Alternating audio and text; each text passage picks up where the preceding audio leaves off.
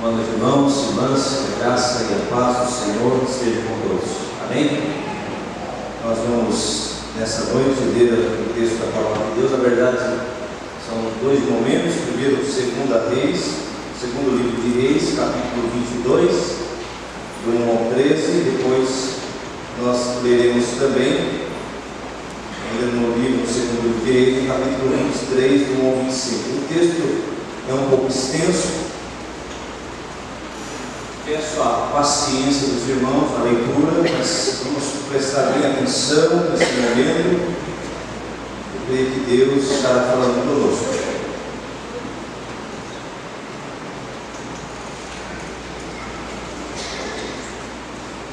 Segundo livro de Reis, capítulo 22, do 1 ao 13.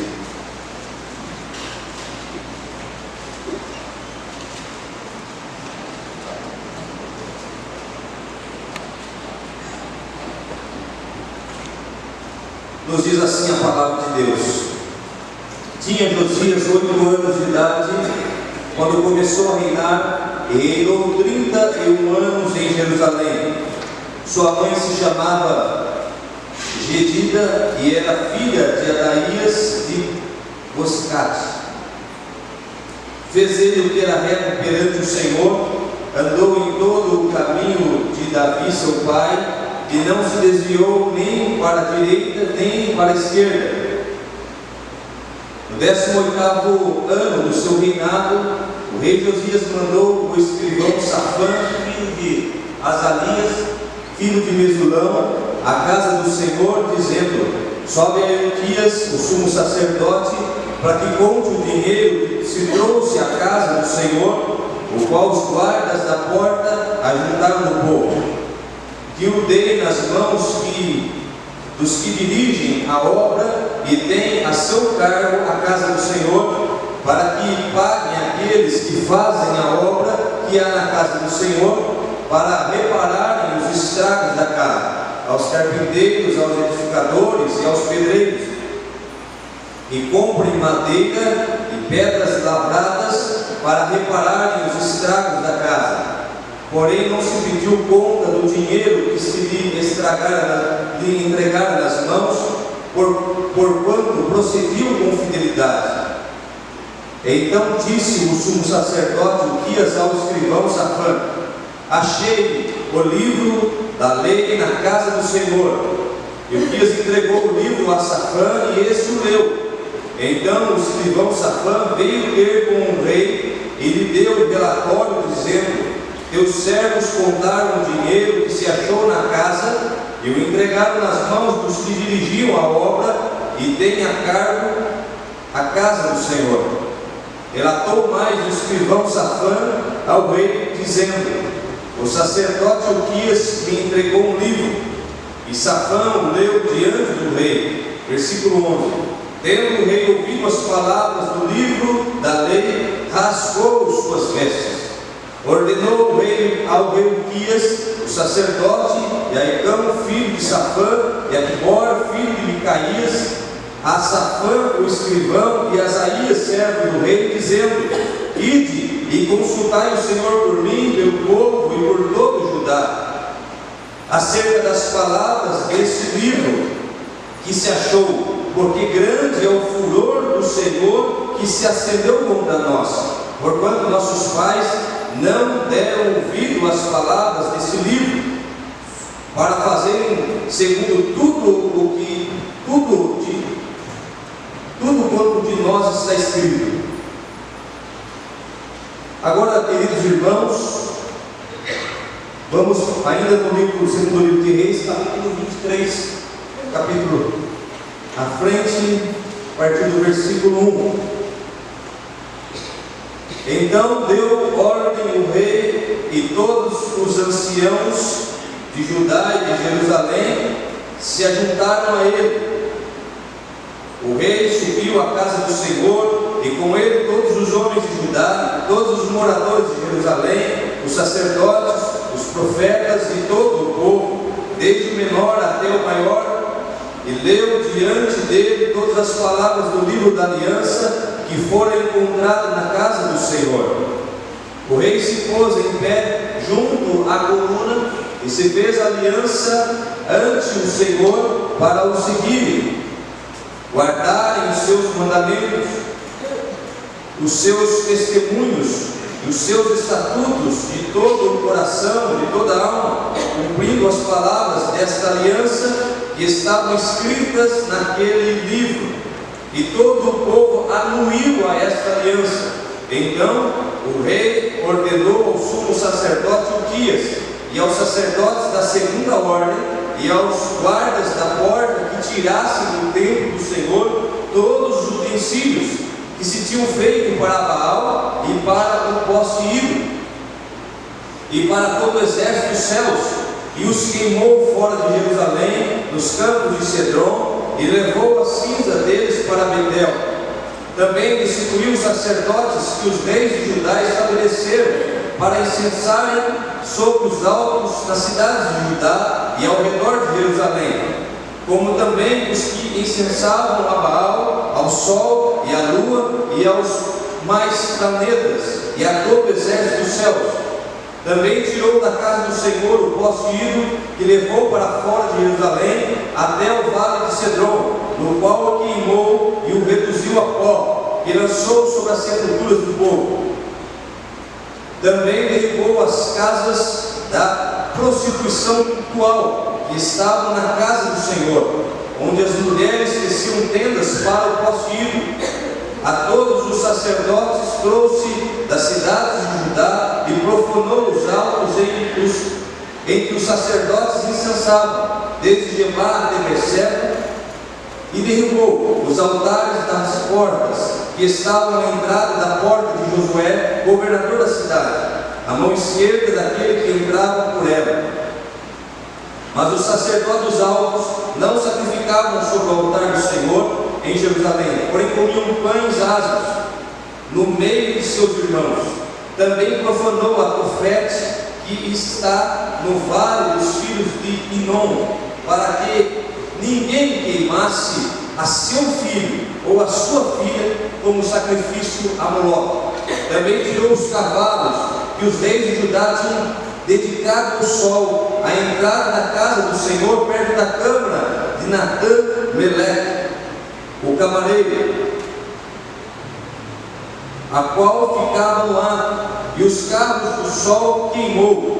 Também o rei derribou os altares que estavam sobre a sala de Acás, sobre o terraço, altares que foram feitos pelos reis de Judá, como também os altares que fizera Manassés nos dois atos da casa do Senhor. Eis de galhados os tirou dali e lançou o pó deles no ribeiro de Cedron.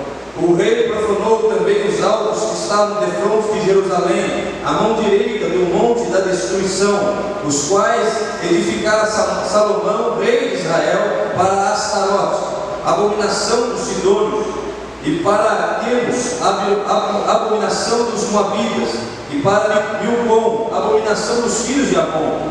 Semelhantemente fez em pedaços as colunas e cortou os postes ídolos, e o lugar onde estava encheu ele de ossos humanos. Também o altar que estava em Betel, e o alto que fez Jeroboão, filho de Nebate, que tinha feito pecar a Israel. Esse altar, junto com o alto, o rei derribou, destruiu o alto, reduziu a pó o seu altar e queimou o poste ídolo. Olhando Josias a seu redor, viu as sepulturas que estavam ali no monte, mandou tirar delas os ossos e os queimou sobre o altar, e assim o profanou, segundo a palavra do Senhor que apregoara o homem de Deus que havia anunciado essas coisas. Então perguntou: que monumento é esse que vejo? Responderam-lhe os homens da cidade: a sepultura do homem de Deus, que veio ajudar e pregoou estas coisas que fizestes contra o altar de Betel. Josias disse: deixai-o estar, ninguém mexa nos seus ossos. Assim deixaram estar os seus ossos com os ossos do profeta que vieram de Samaria. Também tirou Josias todos os santuários dos altos que haviam na cidade de Samaria, e que os reis de Israel tinham feito para provocarem o Senhor a ira. Ele os fez segundo todos os atos que tinham praticado em Betel, e matou todos os sacerdotes altos que havia ali sobre os altares, e queimou ossos humanos sobre eles. Depois voltou para Jerusalém. Versículo 21. Deu ordem o rei a todo o povo, dizendo: celebrai a Páscoa ao Senhor vosso Deus, como está escrito nesse livro da aliança, porque nunca se celebrou tal Páscoa como esta, desde os dias dos juízes que julgaram a Israel, nem durante os dias dos reis de Israel, nem nos dias dos reis de Judá. Corria o ano 18º do rei Josias, quando esta Páscoa se celebrou ao Senhor em Jerusalém. Aboliu também Josias os médios, os feiticeiros, os ídolos do lar, os ídolos de todas as abominações que se viam na terra de Judá e em Jerusalém, para cumprir as palavras da lei. Estavam escritas no livro que o sacerdote Uquias achara na casa do Senhor. Antes dele não houve rei que lhe fosse semelhante, que se convertesse ao Senhor de todo o seu coração, de toda a sua alma e de todas as suas forças, segundo toda a lei de Moisés, e depois dele nunca se levantou outro igual. Feche os seus olhos, oremos ao Senhor. Pai Santo, nós acabamos de ler a Tua palavra que relata um pouco do reinado do Teu servo Josias, Pai, e tudo que ele realizou nos seus dias. Queremos nesse momento pedir a unção do Teu Espírito, a iluminação do Senhor, para que nesta noite possamos ouvir a Tua voz. Que não seja, Senhor, a voz do homem, mas a voz do Teu Espírito falando a cada coração nessa noite. E que toda voz que não é do Senhor neste lugar seja nesse momento calada, para que todos ouçam o Senhor falando conosco. Queremos ouvir, Senhor, fala no nosso coração. Oramos em nome de Jesus. Amém. Meus irmãos, nós estamos no mês onde nós comemoramos uma das principais datas dentro do calendário cristão reformado. Nós, como igreja oriunda da reforma protestante, reforma no século XVI, nós estamos comemorando. Eu sei que esse mês nós temos várias datas de comemoração. Nós temos o dia dos professores, nós temos também o dia das crianças, mas essa data é uma data muito importante, data exata 31 de outubro, mas durante todo esse mês nós estamos em comemoração da Reforma Protestante. E a Reforma Protestante foi um movimento que ocorreu dentro da Igreja Católica Apostólica Romana, onde o monge Martinho Lutero, percebendo alguns desvios doutrinários, desvios da palavra de Deus, percebendo que a igreja na época já não era mais a igreja dos apóstolos, então Lutero, inspirado por Deus, desenvolve 95 teses que foram pregadas na porta da Catedral de Wittenberg, Alemanha. Lutero viu que era necessário que a igreja voltasse às Escrituras. Lutero viu que era necessário que a igreja voltasse à teologia bíblica. A igreja, naquele período, havia perdido as Escrituras, haviam perdido o ensino da palavra de Deus, o ensino genuíno da palavra de Deus. A palavra tinha sido deixada de lado. A palavra de Deus, naquele período, era a palavra do Papa. O que o Papa dizia que era a palavra de Deus, era a palavra de Deus. O que ele dizia que não era a palavra de Deus, não era a palavra de Deus. E muitos textos das Escrituras eram negligenciados. Essa doutrina era a doutrina da infalibilidade papal. O Papa é infalível nas suas decisões e na sua palavra. E Lutero, é claro, como homem de Deus, não queria dividir a igreja, ele queria reformá-la, mas diz a história que os líderes da época o perseguiram. Lutero precisou fugir para não morrer, precisou fugir para não ser morto, como outros que vieram antes dele,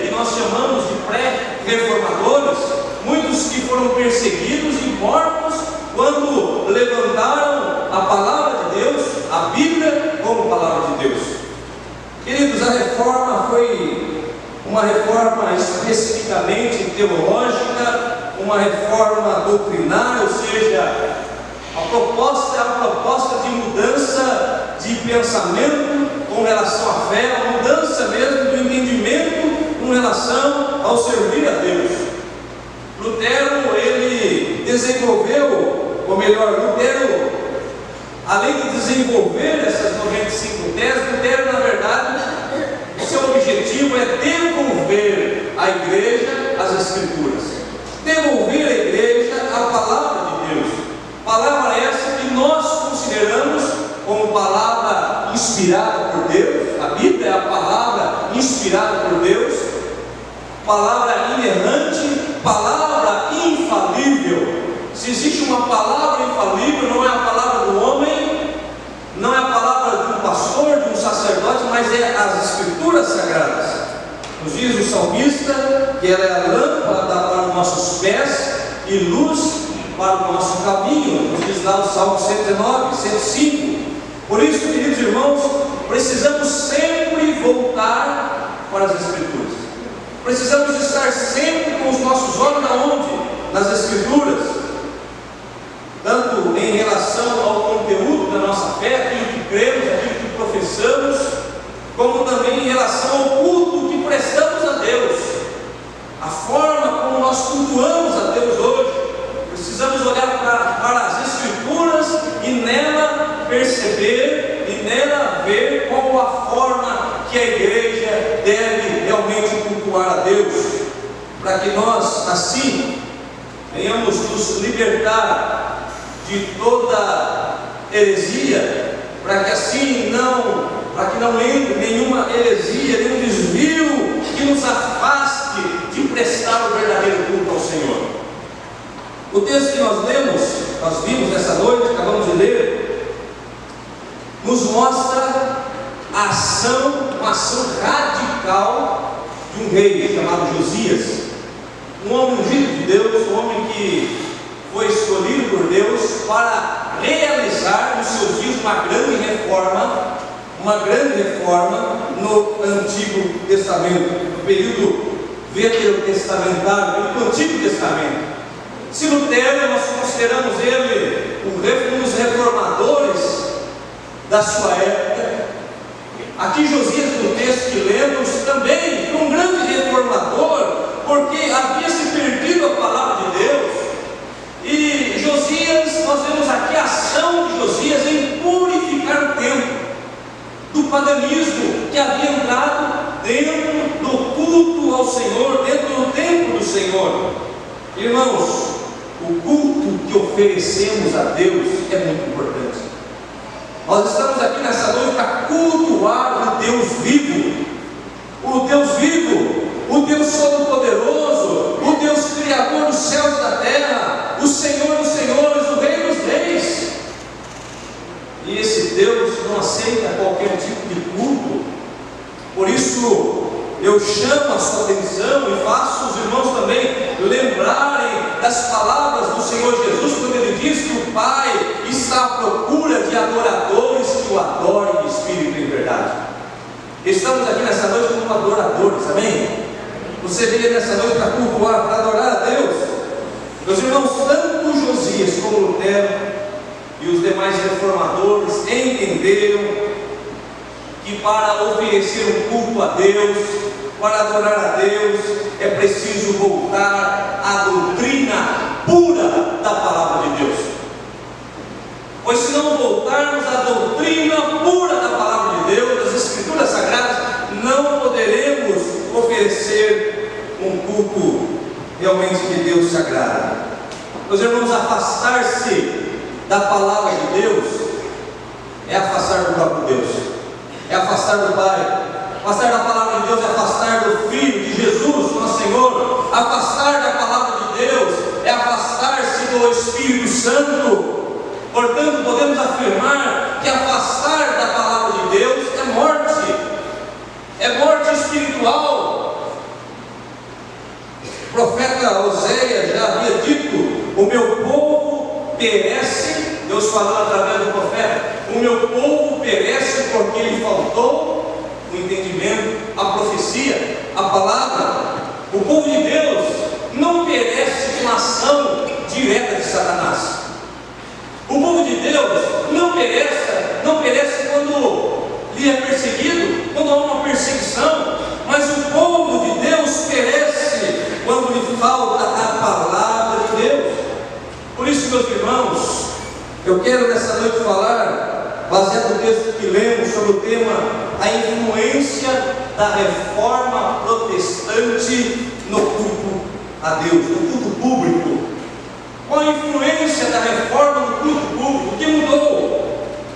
A primeira coisa que eu quero destacar aqui nessa noite é que quando nós voltamos para a palavra, Lutero devolveu a palavra para o povo, os reformadores devolveram a palavra para o povo, e quando nós voltamos os nossos olhos para a palavra de Deus, nós entendemos algo muito importante em relação ao culto. Primeiro, que a glória deve ser dada somente a Deus. Somente a Deus se dá a glória. O cristão, fazendo isso, ele obedece o primeiro mandamento. O cristão, fazendo isso, ele obedece o que está lá no capítulo 20, versículo 3 do livro de Êxodo, registrado nos 10 mandamentos. Diz o texto: não terás outros deuses diante de mim. Palavra do Senhor para o seu povo. Josias, portanto, meus irmãos, obedecendo a palavra de Deus, ele foi intrépido na sua ação, ele foi ousado. Josias foi corajoso, Josias foi radical na sua ação. E nós, como igreja hoje, como homem e mulher de Deus, nós precisamos também ser intrépidos, ousados, corajosos e radicais no que diz respeito ao servir a Deus, cultuar a Deus e andar com Deus. O servo de Deus, ele não pode ser morno, não pode ter um coração dividido. Nosso coração deve ser um coração de adorador. Nós devemos adorar somente a Deus. Não podemos cochear em dois pensamentos: ou agradamos ou desagradamos a Deus. Josias, ao ouvir o livro da lei, o livro que havia sido perdido, é lido o livro. E qual foi a primeira ação de Josias quando ele lê, quando ele ouve a palavra de Deus e vê a situação do povo e vê a forma como o povo cultuava Deus? Diz o texto que ele rasga as suas vestes. Essa foi a sua atitude de reprovação diante da situação que se encontrava aquele povo. E a partir do 23, capítulo 23, do texto que lemos, nós começamos a ver as ações de Josias. Josias destrói os falsos ídolos que estavam dentro do templo. Capítulo 23, versículo 6. Josias derrubou a casa da prostituição cultual. Versículo 7. Destruiu os santuários profanos. Versículo 8. Destruiu os altares de ídolos. Matou os sacerdotes idólatras e corruptos naquela época. Versículo 20. E outras ações aqui radicais teve Josias. E a palavra de Deus diz que não houve outro rei como Josias, que servisse ao Senhor e que agradasse ao Senhor. Ele foi radical em servir a Deus. A ação de Josias foi enérgica, porque ele entendeu pelas Escrituras que a idolatria é abominação a Deus. Deus abomina, Deus detesta a idolatria. E a reforma protestante levou o povo de Deus a abandonar os ídolos mortos para adorar ao único Deus vivo, invisível e que está presente aqui no meio de nós nessa noite. Romanos capítulo 1, versículo 25 nos diz que o idólatra muda a verdade de Deus em mentira, pois adora e serve a criatura em lugar do Criador, que é bendito eternamente. O nosso Deus é ciumento, Ele tem ciúme dos seus, por isso Ele não divide a sua adoração. A nossa adoração, os nossos joelhos devem ser dobrados a apenas diante de Deus, somente diante dele. Meus irmãos, é importante dizer também que ídolo é tudo aquilo que é colocado no lugar de Deus. É ídolo. Idolatria é pecado. E os idólatras dizem as Escrituras que não herdarão o reino dos céus. Mas o ídolo não é somente aquilo que é colocado no lugar de Deus, o ídolo também é aquilo que é colocado entre Deus e o homem, tomando assim o lugar de Cristo como mediador, como intercessor, como aquele que intercede por nós, porque nos diz a palavra de Deus, na primeira carta de Paulo a Timóteo, capítulo 2, versículo 5, que há um só Deus e um mediador entre Deus e o homem, Jesus Cristo, o homem. Só há um que intercede, só há um que está mediando entre Deus e o homem, que é Jesus Cristo, o único que nos liga ao Pai. Portanto, fazer orações, pedindo intercessão, usando qualquer outro nome que não seja o nome de Jesus, comete o pecado da idolatria. Mas o ídolo, meus irmãos, também é tudo em nossos corações que adquire um valor supremo, aquilo que para nós tem um valor tão grande e que ocupa até mesmo o lugar de Deus nos nossos corações. E o que pode ser isso, pastor? Pode ser pessoas, pode ser um filho, pode ser uma esposa, pode ser uma namorada, pode ser um namorado, pode ser o dinheiro, qualquer coisa ou qualquer pessoa que ocupe o lugar de Deus. Pode ser o status, pode ser um título. Nós, como adoradores, nós devemos adorar somente a Deus. Nos dias lá do Senhor Jesus sobre adorar dois senhores. Não podemos ter dois senhores, porque vamos agradar a um e desagradar a outro, e não podemos desagradar o Deus vivo, o Deus verdadeiro. Diz o Senhor em Mateus 6,24 que não podemos servir a Deus e as riquezas. Diz o Senhor também no capítulo 6, versículo 21, pois onde estiver o nosso tesouro, estará também o nosso coração. Qual é o nosso tesouro? Qual é o seu maior tesouro? O que é mais importante para você nessa vida? O que você tem mais importante para você? Essa é a resposta. E com essa resposta nós sabemos que nós também não estamos sendo idólatras. Deus nos chama para adorá-lo. Nós, como adoradores do Deus vivo, queridos irmãos, nós servimos do dinheiro, servimos dos bens materiais para suprir as nossas necessidades,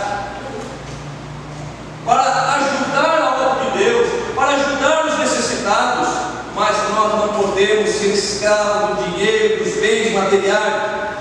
Deus não aceita isso. Somos chamados e libertos em Cristo Jesus para sermos verdadeiros adoradores. Por isso, meus irmãos, a reforma nos faz lembrar de que o nosso coração pertence somente a Deus. Você pode dizer amém? O nosso coração pertence a Deus, a glória de Deus, a honra é dada a Ele. Se há porventura um ídolo no seu coração, se o Espírito do Senhor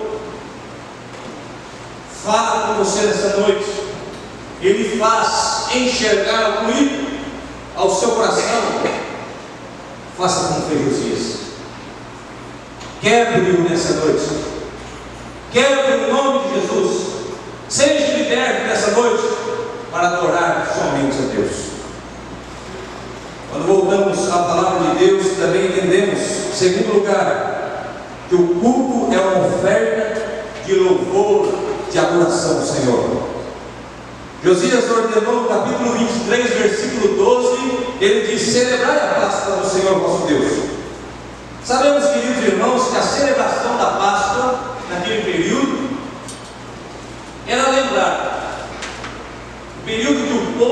esteve vivendo, o povo de Israel, vivendo como escravos lá do Egito, dos egípcios, a saída do Egito, até a entrada da terra prometida, mas principalmente aquela saída do Egito, onde o Senhor fala com eles e diz para que cada família sacrificasse um cordeiro, pegasse o sangue daquele cordeiro, aspergisse nas portas, nos umbrais das casas, para que os primogênitos não fossem mortos. Quando Josias declara, ordena que o povo deveria celebrar a Páscoa, era essa ideia de lembrar que Deus havia feito por eles. Deus havia libertado aquele povo da escravidão. Esse cordeiro pascal, imolado lá no Egito, era símbolo do cordeiro que viria depois, Cristo, o cordeiro perfeito, que veio e ofereceu o sacrifício perfeito ao Pai por todos nós. A Bíblia diz, queridos irmãos, a Bíblia nos mostra, portanto, que em Cristo hoje nós exercemos o sacerdócio santo, e hoje nós oferecemos a Deus sacrifícios de louvor. Isso é culto a Deus. Nós estamos aqui justamente para isso, estamos aqui para louvar a Deus, estamos aqui para dar glória a Deus, estamos aqui para lembrar do que Ele, o Cordeiro Santo, fez por nós na cruz do Calvário, e cultuar apenas a Ele. O culto, portanto, é isso. Hebreus capítulo 13, versículo 15 nos diz: por meio de Jesus, pois, ofereçamos a Deus sempre sacrifício de louvor, que é o fruto dos lábios que confessam o seu nome. O culto, portanto, meus irmãos, é uma oferta de amor a Deus, de louvor a Deus, de gratidão a Deus. Os fiéis, no período da reforma, eles eram forçados a pagar indulgências.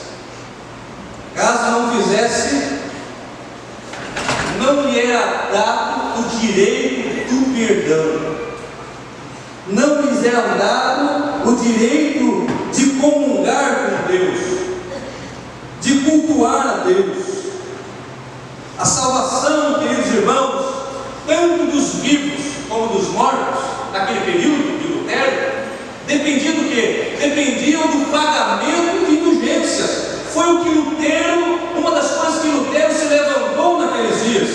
Diz a história que a moeda, quando caía do cofre, era dito, era afirmado pelos líderes da igreja, que uma alma havia sido liberta do purgatório.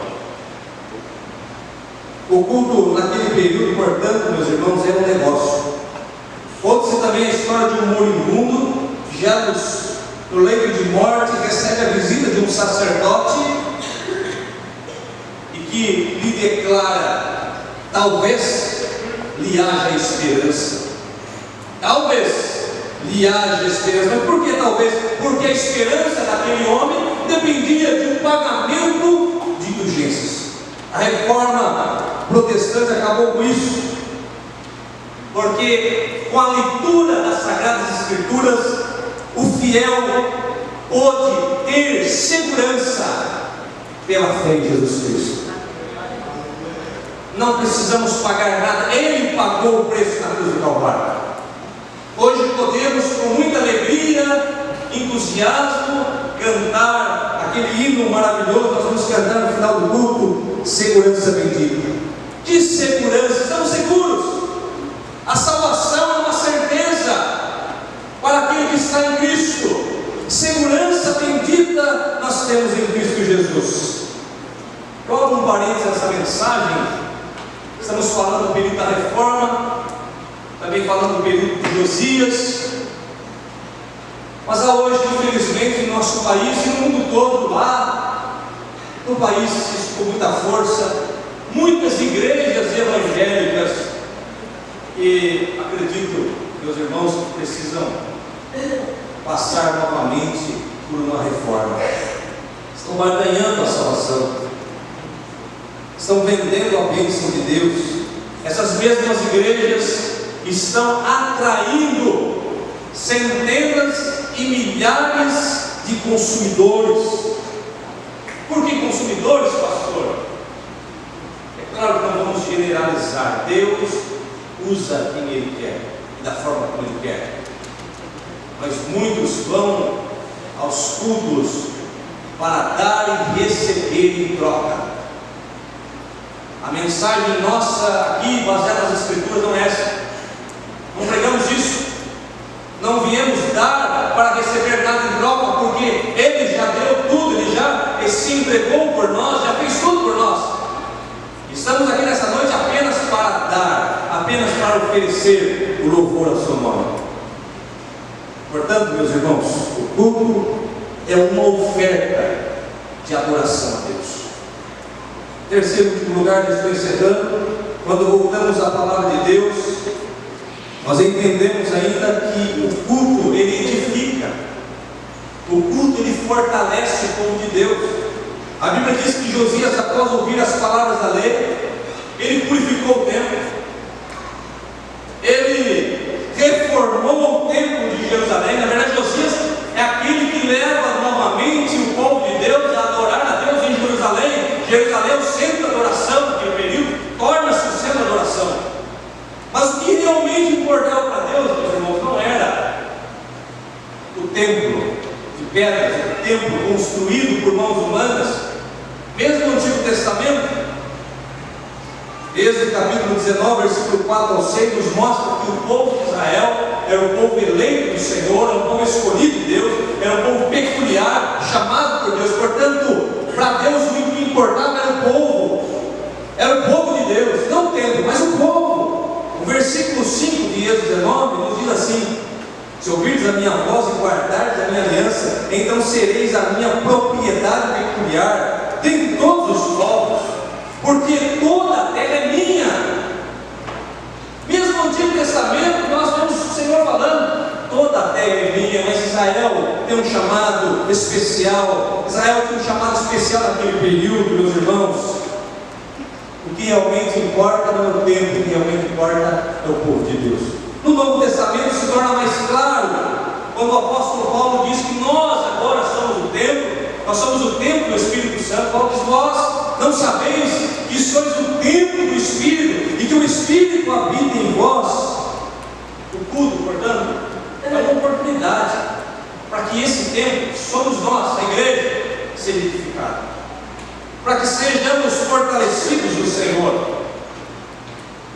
Hoje nós vemos muitos crentes fracos, espiritualmente falando, fracos na fé, fracos de Bíblia, fracos de oração, estão se rastejando na vida espiritual, porque não valorizam o culto a Deus. Não tem tempo para cultuar a Deus, tem tempo para tudo, menos para cultuar a Deus. É no culto, é um momento de adoração, um momento de louvor que nós somos edificados, somos fortalecidos. Mateus 6,6, Jesus fala do culto individual, porque o culto ele não acontece apenas no tempo, mas ele acontece durante toda a semana. Toda semana, a adoração é a semana toda. Mateus 6,6, Jesus fala sobre o culto individual.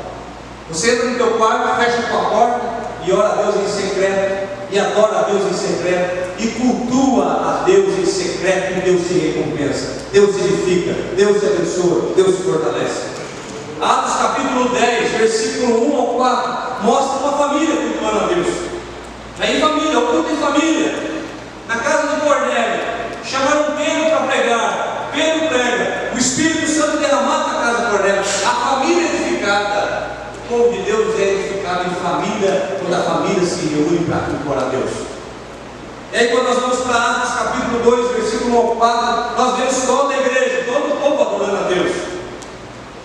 No dia de Pentecostes, ao cumprir o dia de Pentecostes, diz lá o versículo 1, estavam todos reunidos no mesmo lugar, como estamos aqui nessa noite.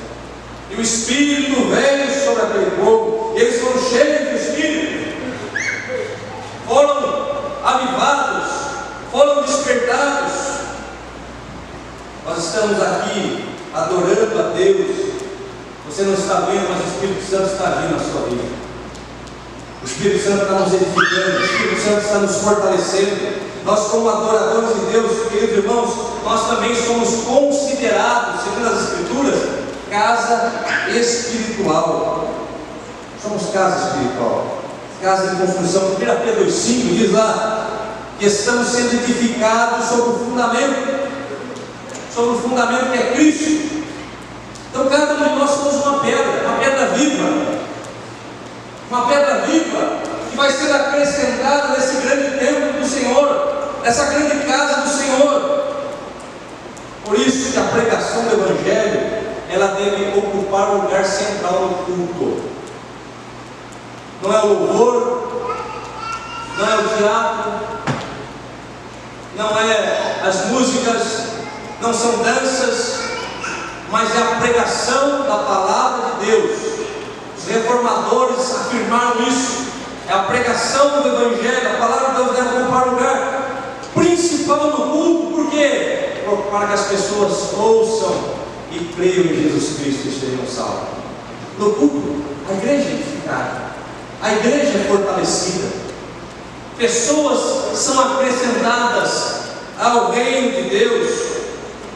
Quando a construção estiver completa, o Senhor voltará para buscar o seu povo.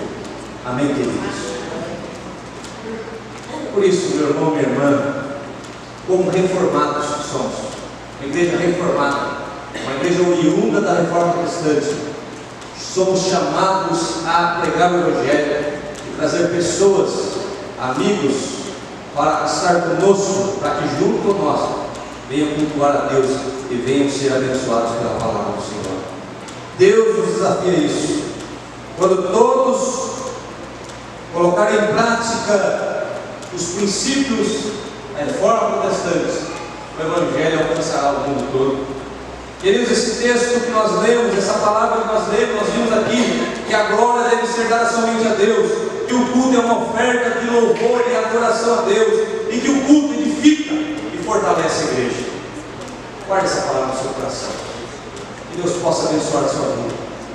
Que nós, como igreja, possamos valorizar o culto ao Senhor. Amém? Deus abençoe.